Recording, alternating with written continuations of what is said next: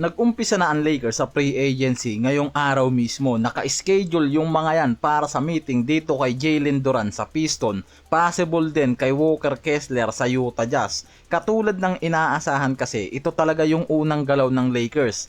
A-list center na request mismo ni Luka.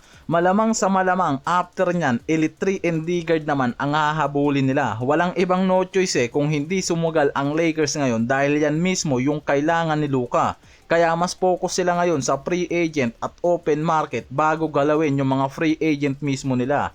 Hindi na kasi mawala yung pangalan nitong si Jalen Duren at Walker Kessler sa LA since sabihin ni Luka na kailangan niya ng alis center ngayon. Hindi yan sabay makukuha baka may mag-comment na naman kasi ulit, unahan ko na.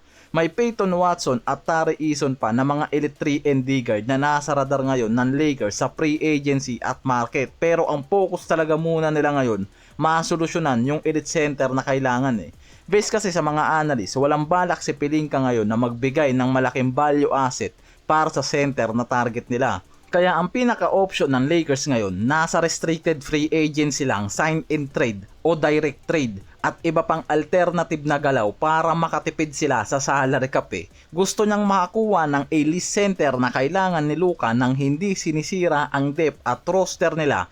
Parang sobrang hirap nga raw kasi ngayon yan. Sa lagay kasi ni Walker Kessler at Jalen Duren na top target nila, si Kessler papasok sa restricted free agent. Hawak pa rin kasi ng Jazz ang rights niya. Kailangan pa rin ng Lakers magbigay ng trade package para makumbinse ang Utah Jazz na makuha si Kessler ngayon. Kailangan ng asset at draft capital Magiging available si Kessler kung may magandang trade package nga raw ang Lakers. Sa report na nabasa ko at mga article kasi, nalalagay sa pwedeng maging trade package ng Lakers sila Dalton Knecht, DeAndre Ayton, Jake LaRavia at dalawang draft asset Yan kasi yung hinahanap rin ng Utah Jazz, draft capital kung sakali man na may mag-acquire para dito kay Kessler. Si Jalen Duren naman mas mahirap makuha ngayon sa Piston dahil mahalaga pa rin siya sa depth at pwede kasi nilang i-match yung kahit anong offer bilang restricted free agent siya. May contract dispute, hindi magkasundo ang kampo ni Duren at ang Detroit Piston sa halaga at haba ng bagong contract extension niya. Sinabi ni Sam Amick hindi nasiyahan si Duren sa unang offer kasi ng Piston. Wala naman dineclare na value base lang yan sa mga report Masyado kasing malaki yata yung space na gusto ng kampo ni Duren na hindi tugma sa laki ng offer kasi nitong Detroit. Dahil dyan mismo tumigil muna yung negotiation at nagsisimula na ngayon si Duren na pag-aralan ang ibang possible na pwede niyang maging option sa free agency. Kaya possible talaga maging restricted siya ngayon. May fallback plan naman ng Lakers kung hindi nga raw makuha isa man kay Duren o Kessler. May iba pang center na sinusubaybayan ang Lakers ngayon. Based sa mga analyst, kabilang pa rin sa alternative option ng Lakers si Miles Turner. Ito yung secondary option ng Lakers kumpara kila Robert Williams dahil sa usapan ng fit, contract situation nito sa Bucks at style naman ng laro kasama si Luka at Reeves. Kaya possible kung hindi makuha isa kay Kessler o kay Duren, pwedeng etong si Miles Turner ang makakuha nila. Sa lagay ngayon ni Hachimura sa Lakers, unrestricted free agent naman to habang wala pang malinaw na extension contract na binibigay sa kanya.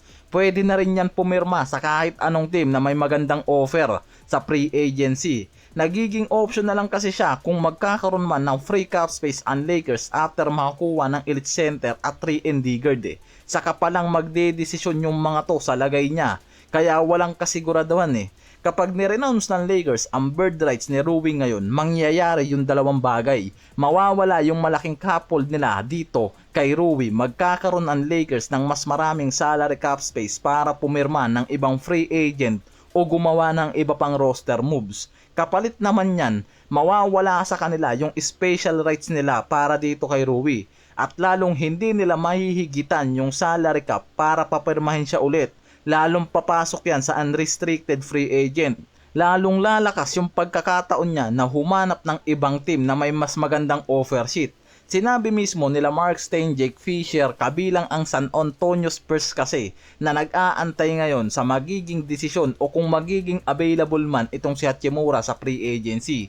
Habol ng mga to, elite 3-point shooter na magbibigay sa kanila ng floor spacing dahil priority nila yung kailangan ni Wemby. Akmang-akma nga raw itong si Rui sa sistema ngayon ni Victor Wembanyama eh. Sinabi pa dyan ng mga analyst, if the Lakers blink, the Spurs should be ready. Kung pipiliin kasi ng Lakers na bitawan si Rui para magkaroon ng salary cap flexibility, handa ang San Antonio Spurs na saluhin itong si Rui at operan ng magandang contract eh. Meron pa ang Spurs na 50 million non-taxpayer mid-level exception, pwede silang mag-clear ng ibang roster move. Kaya may kakayahan silang gumawa ng seryosong offer kung magiging unrestricted free agent si Rui na pwedeng pag-isipan naman mismo ni Rui dahil instant champion contender ang Spurs at pwede siyang mabigyan din dyan ng magandang minutes at role sa roster na mismong kailangan din kasi.